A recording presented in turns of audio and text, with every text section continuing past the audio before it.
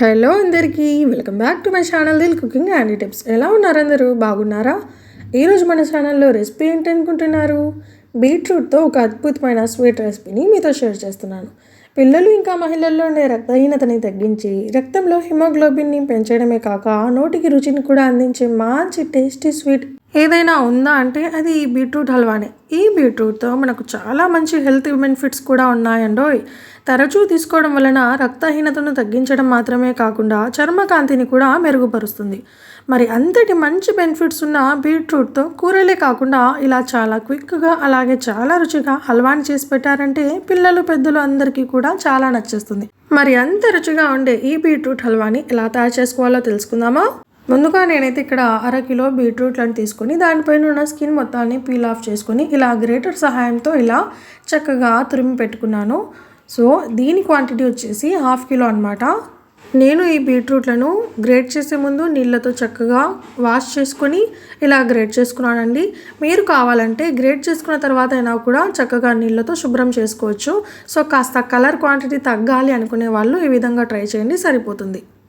ఆ తర్వాత స్టవ్ పైన ఒక ప్యాన్ పెట్టేసుకొని అందులోకి 2 టేబుల్ స్పూన్ల వరకు నెయ్యిని వేసుకొని మనకు నచ్చిన డ్రై ఫ్రూట్స్ అన్నిటిని కూడా వేసుకొని మీడియం ఫ్లేమ్లో చక్కగా ఇవి గోల్డెన్ కలర్ వచ్చేంత వరకు వేపుకొని ఒక బౌల్లోకి తీసి పక్కన పెట్టేసుకోండి.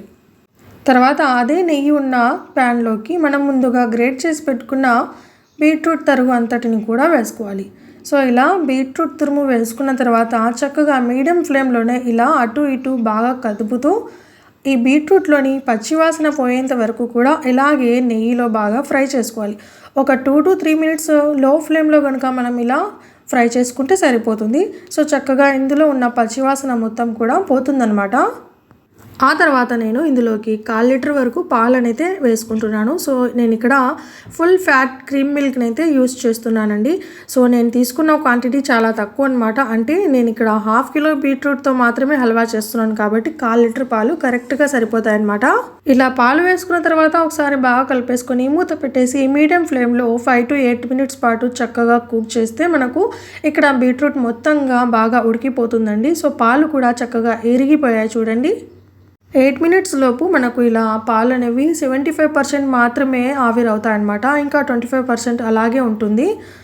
ఆ తర్వాత హై ఫ్లేమ్లో మనం ఈ బీట్రూట్ ఎంతవరకు ఉడికిందో ఒకసారి చెక్ చేసుకుని హై ఫ్లేమ్లో స్టవ్ ఫ్లేమ్ని మార్చుకొని ఒకసారి ఇలా బాగా కలిపేసుకుంటూ పాలన్నీ కూడా చక్కగా ఆవిరి చేసుకోవాలి. ఆ తర్వాత ఇందులోకి 1 కప్పు వరకు చక్కెరని తీసుకుంటున్నాను. సో నాకు ఈ కప్పు క్వాంటిటీ వచ్చేసి 250 గ్రామ్స్ అనమాట. సో బీట్రూట్లో ఆల్రెడీ చక్కెర శాతం అంటే కొంచెం తీయగానే ఉంటుంది కదా, బీట్రూట్ క్యారెట్ కన్నా కూడా కొంచెం తీయగానే ఉంటుంది కాబట్టి చక్కెరని ఇక్కడ చాలా తక్కువ మొత్తంలోనే యూస్ చేస్తున్నాను. సో 1/2 కిలో చక్కెర సరిగ్గా సరిపోతుంది. సో 1/2 కిలో బీట్రూట్ హల్వా కోసం 1/2 కిలో చక్కెర కరెక్ట్ మెజర్ అనమాట. సో ఇది గుర్తుపెట్టుకోండి. తర్వాత ఇందులోని 1/2 టీ స్పూన్ యాలకుల పొడి కూడా వేసి ఒకసారి బాగా కలిపేసుకోవాలి. సో చక్కెర అంతా కరిగిందంటే ఈ విధంగా వచ్చేస్తుందండి. మనకు ఈ టైంలో భయపడాల్సిన అవసరం లేదు. ఇది చక్కగా గట్టి పడుతుంది. అంటే మనం మూత పెట్టకుండా హై ఫ్లేమ్లో బాగా ఇలా కలుపుకుంటూ కనుక బాయిల్ చేసుకున్నట్లయితే చక్కగా ఇది కుక్ అయిపోయి దగ్గర పడిపోతుంది అనమాట. ఒక్క 5 to 6 మినిట్స్ పాటు ఇలా కుక్ చేసుకుంటే చక్కగా ఇది దగ్గర పడిపోయి హల్వా లాగా రెడీ అయిపోతుంది. ఆ తర్వాత ఇందులోకి 1 టేబుల్ స్పూన్ వేయించి పెట్టుకున్న గసగసాలని వేసుకోవాలి. అలాగే మనం ముందుగా వేయించి పెట్టుకున్న డ్రై ఫ్రూట్స్ని కూడా వేసుకొని బాగా మిక్స్ చేసుకోవాలి. సో నేను ఇక్కడ బాదం పలుకుల్ని చిన్న చిన్న పీసుల్లాగా కట్ చేసుకొని వేసుకుంటున్నాను. ఒకవేళ మీకు నెయ్యి తక్కువగా అనిపిస్తే ఇంకొంచెం నెయ్యిని కూడా ఈ టైంలో యాడ్ చేసుకోవచ్చు. సో తర్వాత స్టవ్ ఫ్లేమ్ని ఆఫ్ చేసుకొని చల్లగా అయిన తర్వాత లేదంటే వేడివేడిగా అయినా కూడా సర్వ్ చేయండి. చాలా చాలా రుచిగా ఉంటుంది. పిల్లలకైతే చాలా బాగా నచ్చేస్తుంది. సో గాయ్స్, చూసేశారు కదా ఎంతో మంచి బెనిఫిట్స్ ఉన్న బీట్రూట్తో ఈజీగా చాలా క్విక్గా అలాగే చాలా టేస్టీగా హల్వాని ఎలా తయారు చేసుకోవాలో మీరు కూడా తప్పకుండా మీ ఇంట్లో ట్రై చేయండి. అలాగే మీకు ఎలా కుదిరిందో నాకు కామెంట్ సెక్షన్లో కామెంట్ చేయండి. అలాగే నా రెసిపీ కనుక మీకు నచ్చినట్లయితే ఇలాంటివి ఇంకెన్నో ఇంట్రెస్టింగ్ అండ్ టేస్టీ రెసిపీస్ కోసం లైక్ చేయండి. మీ ఫ్రెండ్స్ అండ్ ఫ్యామిలీ మెంబర్స్తో షేర్ చేయండి. అలాగే నా ఛానల్ని మర్చిపోకుండా ప్లీజ్ సబ్స్క్రైబ్ చేసుకోండి.